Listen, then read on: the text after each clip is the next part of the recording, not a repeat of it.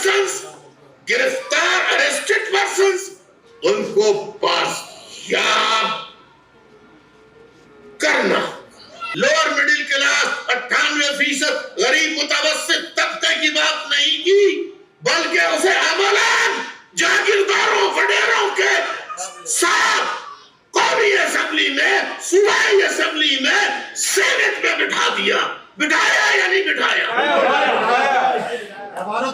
उन लोगों को बिठाया जो आज मुझे गालियां बक रहे हैं MQM से नाम कमा।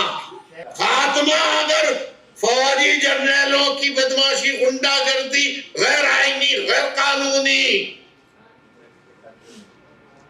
इनके अमल आमाल नहीं बंद किए, नहीं खत्म किए तो याद रखिए, अगर आप नहीं खत्म करेंगे तो पाकिस्तान खत्म हो जाएगा। दायां गाल लाओ, एक दाएं गाल पर, राइट चीक पर एक।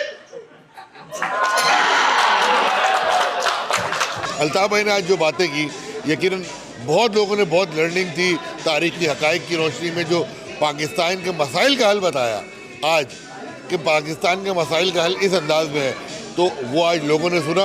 और हमें उम्मीद करता हूँ कि इंशाल्लाह अगर इस पे अमल होगा तो पाकिस्तान जो है वो में हकीकी जमहूरी आज़ादी होगी और पाकिस्तान इस दलदल से आराम व दीगर कर्ज़ों और परेशानियों की दलदल से बाहर आएगा।